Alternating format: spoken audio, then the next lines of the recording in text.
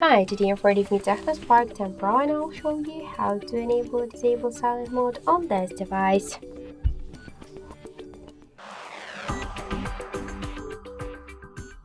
So open first the control panel and find ring icon. Click on this icon twice. Now it's switched to the mode 1.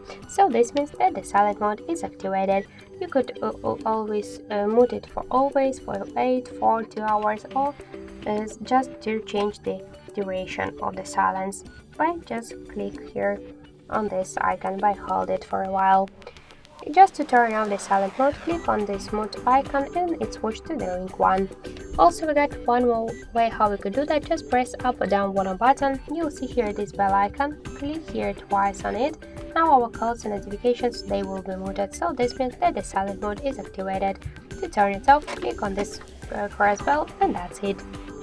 So thank you for watching, and if you like this video, leave thumbs up and subscribe.